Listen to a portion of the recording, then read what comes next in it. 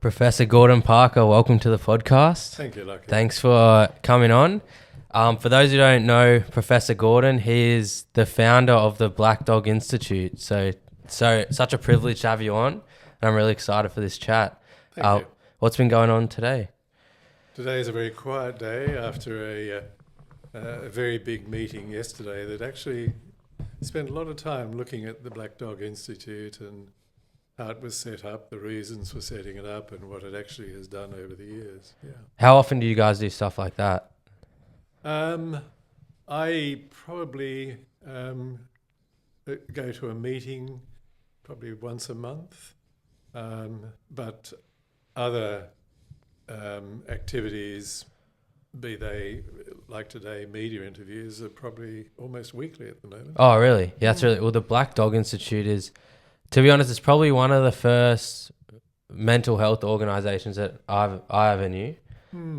It's one of the biggest in Australia, obviously, and it's doing really well. So that's really good.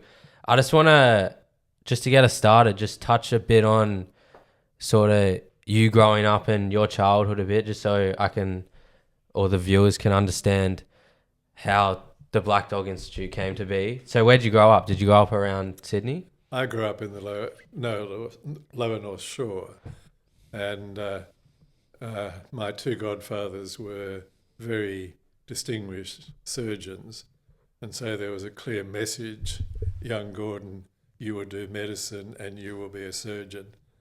Unfortunately, during my surgical training, I realised I was technically incompetent, and therefore, after a year of readjustment, I commenced in psychiatry, and it's been a wonderful career. Many people have the view that those with a psychiatric problem have limitations or weak or whatever. It's actually quite the opposite. So I might say to a patient, how's your week been? And the patient might say, oh, doc, well, my wife left me, and I lost my job, and the dog got run over, and just found our daughter's preggers. It's been a bit of a rough week, doc. How's your week been? And my heart just goes out to appreciate just such resilience. So as a psychiatrist, obviously you're wanting to help people, but the bigger point, I think, in many ways is that you come across so many impressive, resilient, everyday heroes, and that makes it a very rich career.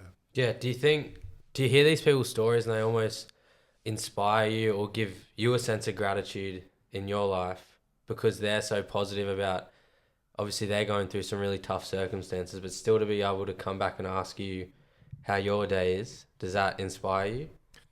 Yes, it does, because they are able to, step outside their own troubles, and generally the people I see have pretty horrendous mood disorders. And to do that is really a very impressive characteristic. But on the other side of the desk, I focus on mood disorders, pretty serious mood disorders. And it's an incredible privilege to see somebody who's been suffering so much from depression or from bipolar disorder have their life come together and things come back to normal. So it's a nice combination. You're talking about mood disorders. From what I understand from them, it's a lifelong thing. So do you see patients for years at a time, or do you see some for a couple months? Well, depression varies a lot. So some people might just have a single episode over their whole lifetime. And in those circumstances, it's usually situational. They've had some life stress that has brought them to their knees. Then there are other types of depression that are more genetically underpinned, and the individual inherits the risk of depression. They commonly develop it in adolescence, and untreated, it generally does tend to be lifelong. But these days, my estimate is that for these biological types of depression, we can help probably 60% of people get it completely under control, and then another 30, even up to 40% of people, we can improve their life enough for them to feel that things are a lot better. For the bipolar disorders, the story is a little bit more difficult, but again, we are getting more and more innovative treatments that are lifting the percentage of people that can expect to have their life brought back to normal. Yeah. Obviously, you don't have to tell me specific people, but did you have any people around you growing up that suffer from these things that inspired you to go into this career? No, I didn't. And that's different to, I think, many psychiatrists. One of my colleagues had a parent who had severe schizophrenia, and that was so harrowing that in fact they could no longer afford accommodation. And he basically grew up in a hostage. He went through dreadful adversity as a consequence of mental illness in his family. And he came out the other side wanting to do something about it. But I've had, if you like, a rather spoilt existence in that our family has not been affected by any significant psychiatric condition. Yeah. So far. Yeah. No, that's really good. That it's inspiring even to me to see that you are strictly doing it just for the want to help people. You know what I mean? Starting the Black Dog Institute started in 2002. How'd you make that decision to start the charity?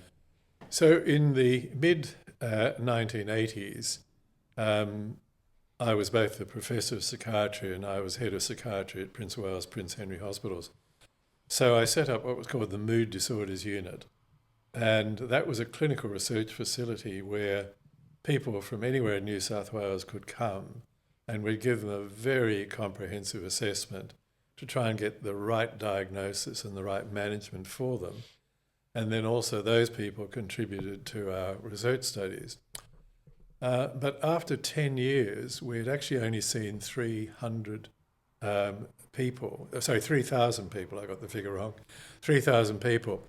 And I was impressed that it was of great benefit to people, but I thought the numbers are not that impressive. So we really need to come up with a differing model. And so that led to the concept of an institute. And there are a few things I need to add there. In medicine, you commonly have research institutes and they just do research. And then you have teaching hospitals that do great clinical work and they also do research. But my model for the Black Dog Institute was to have 4 components. One was a clinical service. Secondly was research. Third was education for professionals, be they psychiatrists, doctors, psychologists. And fourthly, a consumer centre.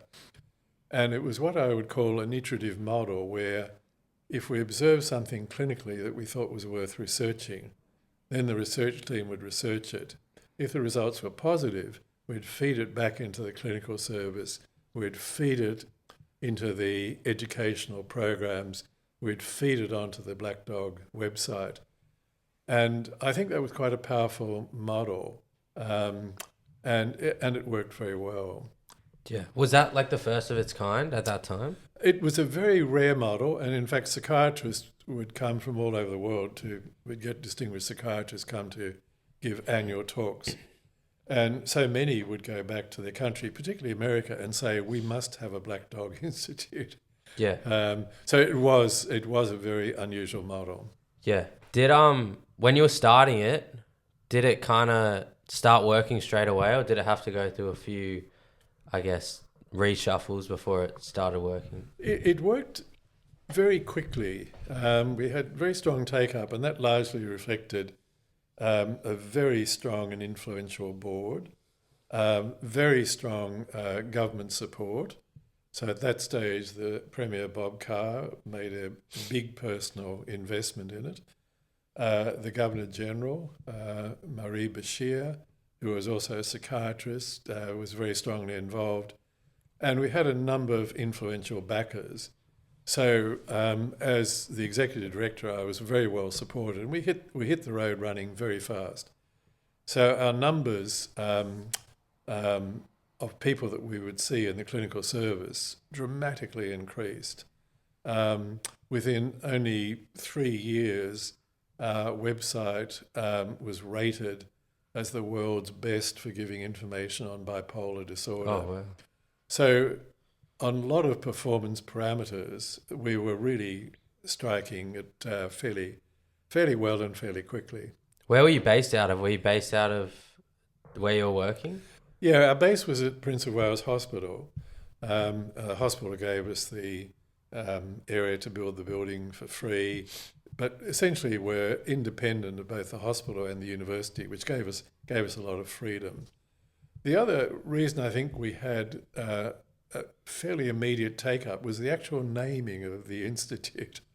I had a really boring title in mind, like Mood Disorders Institute. And one of our board members said, why not call it the Black Dog Institute? And we all went, shock, horror, horror, horror.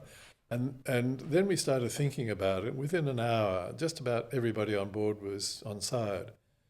And the reason for that was that Winston Churchill described his terribly severe depression as a black dog. And we then had an advertising guru, John Bevans, come up with a design of the black dog.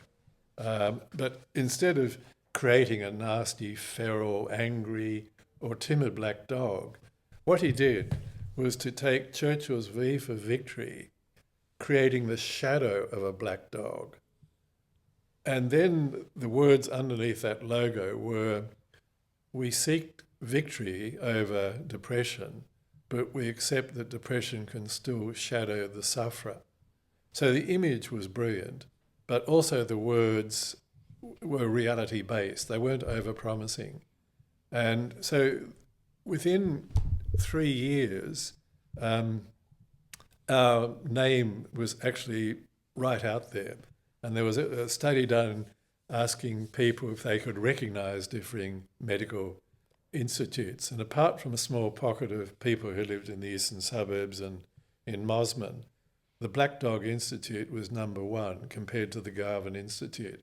So it underlines a really important point that getting your brand name, at least in our case, was extremely important for getting us up fast and up running. Yep. Yeah, do you think the Black Dog Institute name, it's a bit less confronting? Like, obviously it's confronting because it's a black dog, but I feel like a lot of people don't want to go to somewhere that has the big scientific government name, you know what I mean? Yep. But the Black Dog Institute is much more Yep. relatable and Yep. welcoming for people. Yes, I agree entirely. And although Churchill popularised the term black dog, it goes way back into Celtic times where people with severe depression would either describe their depression as a black dog or a black fog. So it also has these historical resonances as well as an immediate impact. Yeah. I want to touch on mental health a bit. I just wanted to ask you, what do you wish people knew about mental health that a lot of people don't know? There are lots of issues that I could raise. One is we have destigmatised mental health problems in Australia, I think better than any other country. And therefore, the first point to be made is that clearly people are more comfortable stepping forward and they should be encouraged to step forward. If I take a history from a patient and say, is there any family history of psychiatric illness? It's not uncommon for them to say, well, not formally, but we think granddad might have had something. But in those days, they never talked about it. Whereas now, we have destigmatized psychiatric problems extensively so that, people are quite reasonably comfortable about talking about many of them, not all, but many of them. The most common problem would, in fact, be burnout. People are so comfortable saying, look, I'm burning out or I'm burnt out. Depression is probably the next. After that, people are a little less likely to talk about having an anxiety condition or schizophrenia or whatever.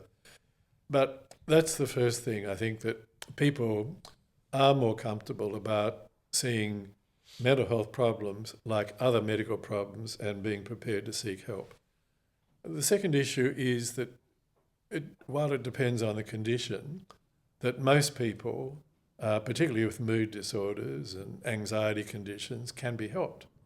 So the outcome is really optimistic, and that's very important. That people should have an expectance that if they go to seek help, they will get it. There are, however, problems. There are still many practitioners who don't give a diagnosis, and they will just see a patient and talk to that patient, provide therapy, an hour session every week for 3 months, 6 months. The patient never gets a diagnosis. I'm strongly against that. I personally, the way I practice, if I'm seeing a new patient, I allow about an hour. And at the end of that hour, I want to be able to say to them, look, I believe you have the following diagnosis or diagnoses. And I hold that diagnosis with 100% level of confidence, or maybe 80% level of confidence, because we need to just check on this or that. Because once somebody knows what they've got, then in many ways their life can start again. They can go and look up the literature on that particular condition, and they can check as to whether they might be getting the correct treatment. So one of the limitations to current practice is that many people do not get a precise diagnosis and therefore a clear treatment plan. The second problem is that there are many practitioners who essentially give the same treatment whatever the condition is. So maybe everyone gets an antidepressant drug or everybody gets cognitive behaviour therapy. It shouldn't be like that. It should be that there are conditions that are particularly responsive to cognitive behaviour therapy and don't respond to antidepressant drugs, and vice versa. And therefore, it seems to me that we need more practitioners to come up with diagnostic precision and then come up with evidence-based treatments that have been shown to benefit that condition. How detrimental is a patient not getting the right treatment that they need? Oh, it can be dreadful. Yeah. So I still commonly see somebody who's got a bipolar disorder that could well be brought under control in 3 months, maximum 6 months. They've never had the diagnosis, and they've got themselves into all sorts of financial difficulties or whatever.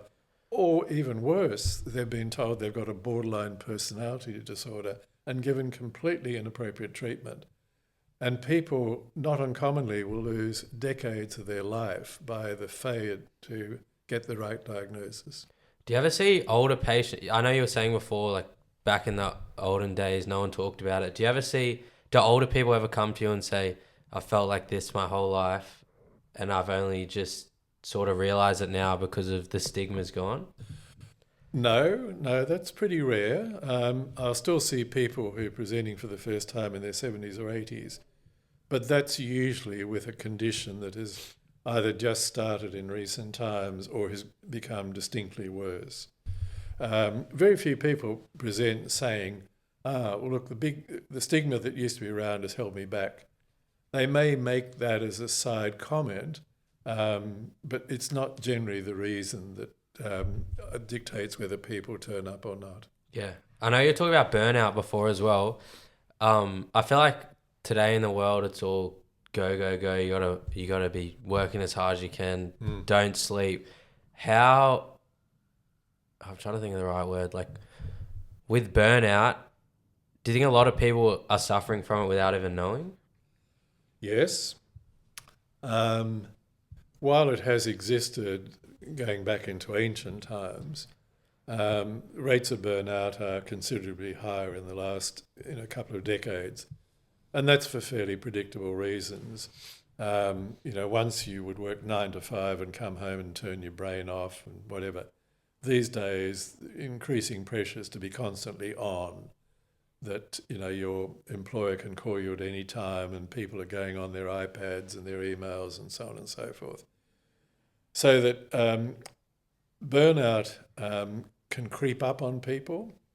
And when it creeps up slowly, many will not actually think it's burnout. They'll just think they're tired. Or worse, they may think, or they may get misdiagnosed as having depression. And then there's another subgroup of people with burnout where it comes on precipitously. So Ariane Huffington of Huffington Post fame, she actually fell to the ground, hitting her head on a table. It came on so precipitously.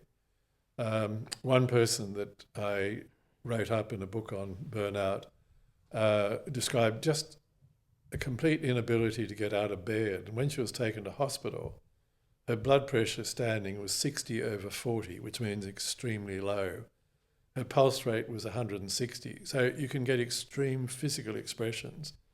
And doctors quite frequently don't know what's going on. So you can get these slow build-ups of people progressively becoming burnt out. And you can then get the precipitous one with lots of physical signs and symptoms accompanying. How should people prepare themselves for burnout? Or not prepare themselves, but what should people do to avoid burnout?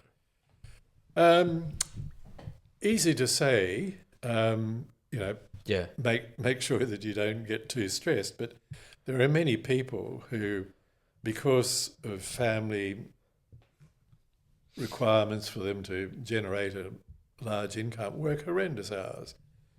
During COVID, it was not uncommon for many women to not only have full-time work, but to be looking after their kids and homeschooling, and perhaps even looking after elderly relatives. So it's easy to say reduce stress, but it's not always able to be done. One of the research findings that we've had in terms of burnout is that it is most likely to be experienced by good people, particularly perfectionists. So I used to say, I don't treat perfectionists, I employ them, because they're the people who are diligent, reliable, work the extra hours. But those people who are totally reliable, put in the huge hours because of their personality, they're the most vulnerable to develop burnout. So if we want to do something about burnout, you not only need to reduce the hours of being on, but secondly, consider the degree to which your personality may be contributing to developing a burnout syndrome. Yeah, how should workplaces help that? Because you're saying workplaces are working people to the bone, and they can call you at any time, obviously, now because everyone's got a phone. Yep. How can workplaces help with burnout? Well, in America, there are very big organisations that will go into firms to run preemptive programs to reduce rates of burnout. And the reason that's such a common strategy is that burnout has a huge cost to an employer. That is, if they've got an employee who's burnt out, that person is less likely to be able to turn up at work. If they turn up at work, they're less likely to be able to turn their brain on. And thirdly, they're quite likely to be lost to the organisation.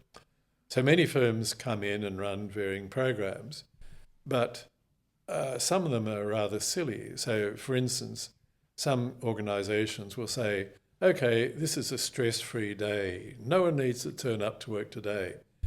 And of course, 90% of people won't turn up. But the 10% of people who are likely to develop burnout because they're reliable and conscientious, they'll still continue to turn up.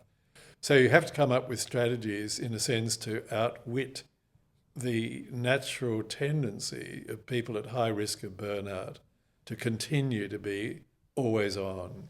Yeah, do you think social media also plays a part? Because I feel like, even for myself, say I have a day where I don't really do much, you go on your phone and you see, oh, this guy's making this much money and he's the same age as me. This guy's doing this many hours. Do you think that affects it?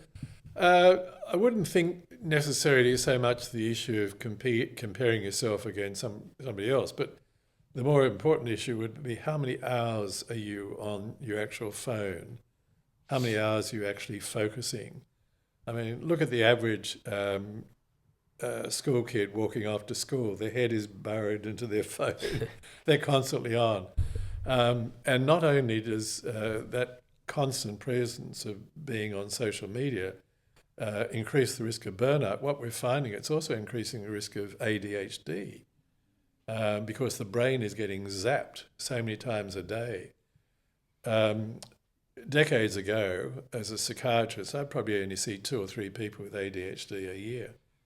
Now can't keep up with the referrals. And it's not just ADHD as we used to see it, where family history and it would come on in primary school. What we're seeing now is a version where no family history, but they're developing it in adolescence. And again, we think it's because the phones are constantly zapping the brain and giving dopaminergic charges. Yeah, how important is delayed gratification then? Because obviously heaps of people, not just kids, are scrolling on their phone on Instagram, TikTok, getting dopamine whenever they want it. How important is to purposely give yourself delayed gratification, like exercise or things like that? There was a famous experiment done decades ago in America called the marshmallow experiment, where kids could either get 6 marshmallows immediately, or if they waited an hour, they'd get 9. And of course, they showed that those who took it immediately, who sought immediate gratification, had differing life trajectories against those who were prepared to wait. So immediate gratification, looking for sugar hits in life, is less ideal. And it's the same model that operates for the sense of happiness and well-being. If you seek happiness by, seeking immediate gratification, by getting, a brand new sports car or whatever, and then next day wanting something else, in fact, that does not lead to happiness and ongoing well-being. We need to pace ourselves. Yeah. I just want to ask one more thing about burnout. How do you balance that? Because obviously you want to work hard in life and do your best, but you don't want to burn out. How do you balance that?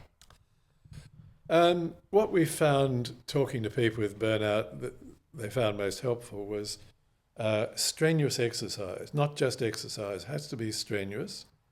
Having a break, having a holiday. Very few psychological techniques were helpful, but the ones that stood out were mindfulness and meditation. So for people who want to avoid burnout, I would suggest they need some activity that takes up a fair percentage of their week, such as playing golf. I mean, I can't go around a golf course in less than 5 hours, but that's 5 hours turning my brain off from doing other things. So I think, coming back to your question, you need activities that take you away from those demands of work, where you spend many hours, and exercise would seem to be the best one. Yeah, that's, even for myself, anytime you feel like crowded in the head, just going for a run or something always helps.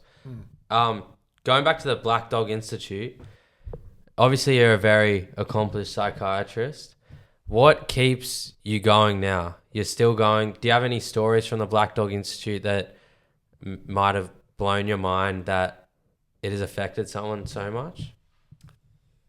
Oh, I've got story after story, but I'm a very active researcher and have been, and I just love seeing if we can come up with a new idea or a new treatment or a new explanatory model. The one that has blown my mind in the last 2 years, and we just published a book a few weeks ago, was of a woman who had a very, very severe bipolar disorder. So she would have 80% of the year in severe depression, where she might not be able to even get out of bed, brush her teeth, or even have breakfast.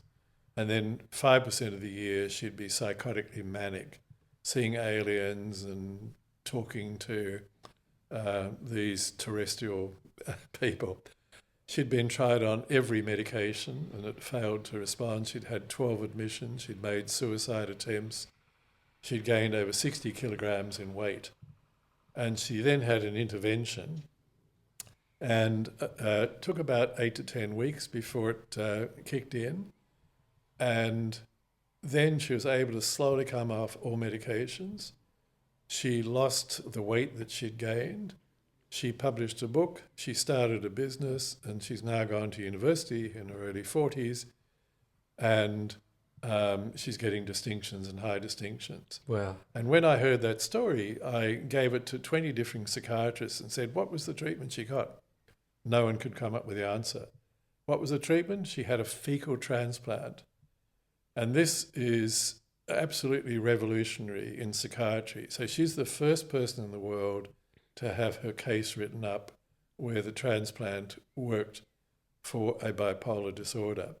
But that procedure, which has been in place in Australia for 30 years for some bowel infections, is now being brought into general medicine for neurological conditions like Parkinson's disease, multiple sclerosis, autism, and even other conditions like Alzheimer's. It's a revolutionary new approach, but the heady experience for me was to hear this woman's story and write it up and realise that suddenly in psychiatry we have a new paradigm that seeks to explain why we have seen such an increase in so many psychiatric conditions, and that's a reflection of the processed food and others affecting our gut microbiome, but also now having an intervention strategy that restores the gut microbiome in this most unusual way. Yeah, that is. You wouldn't think something like that would change you completely, pretty much, and help someone so much. Yeah, well, it's been used. Australia was the first country in the world to license it for a particular gut infection problem which was called Clostridium difficile, where people who had lots of antibiotics might have their gut stripped. And the mortality rate in that situation is over 80%. But a fecal transplant will help about 85% of those people. And that's been around for decades. And veterinarians have been using this process for horses with gut problems for 3 or 4 decades in Australia. So it has been around in gastroenterology, but now it's going out into neurology, and with this lady, it's starting in psychiatry. Yeah, wow. And so when you ask me the question, that's the obvious answer, that even at this late stage in my career, I come across a story like that, and I just say wow and keep on saying wow. Yeah, obviously, yeah, that is unbelievable. Have you learned anything else in your whole career as a psychiatrist that just surprised you so much? Not so much as that, but basically my task as a research psychiatrist has been to see whether we can improve the diagnosis of conditions, and so therefore we've spent a lot of time coming up with developing new symptoms and signs for being criteria for differing disorders. So, for instance, if I'm chasing the possibility of a biological depression, I will ask, in an adolescent, say, I will ask the parents, does your son, daughter lose the light in their eyes when they're depressed? And the parents say, oh yes, of course they do. That, to my mind, is a signal of melancholic depression, biological depression. That's not in any textbook. And so a lot of my research has been looking for signals.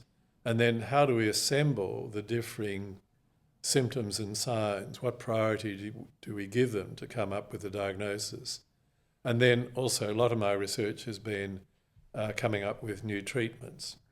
So for instance, if somebody's got a biological depression and they're not responding to an antidepressant, then we've shown a whole series of differing augmentation strategies that lift their capacity to respond by 20 up to 80%. How can you, as a support person, like a family member, friend, partner, help someone who's suffering from a mental illness? There are so many ways, but being there and being beside that person and just checking with them and asking what would help them is probably the best strategy.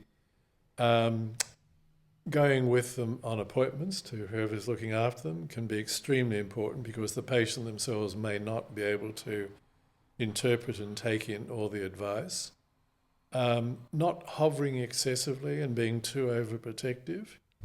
And yet, despite all those difficult requirements, I continue to be so impressed by family members of patients with very severe conditions who just put in hour after hour after hour.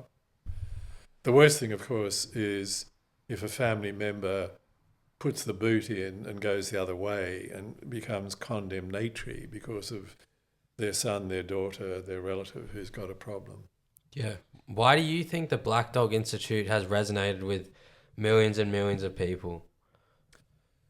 I think the model that I mentioned earlier, the 4 components, is a very important one because it provides clinical services, not just to people who go to the Institute, but by telepsychiatry and so on and so forth. The website is extremely informative and also runs lots of programs that people can do online. The research that comes out there have been many examples of absolute breakthrough treatment strategies. And importantly, there's that other component that we've very much worked with people with mood disorders themselves. So when I started as executive director, I approached a number of politicians and sports people who had a mood disorder to see if that would help destigmatise. And in fact, it was a great strategy. And predictably, the sports people were far more successful than the politicians. But to just give one example, John Conrads was a very famous Olympian swimmer, and he had a bipolar disorder. And very early on, after establishing the Institute, John agreed to tell his story to the Sydney Morning Herald. And a lot of apprehension at that time. That sort of thing generally wasn't done. The story came out in the supplement on a Saturday. John was in a big swim. He came out of the ocean at Bondi, and there were about 300 people there, and they all just started clapping him. Wow. And he realised, as do many other people who identified as having a mood disorder, that in a sense, once they come out, not only are they helping the community, but also they, in a sense, develop a level of invulnerability. And so, again, we would pick sportsmen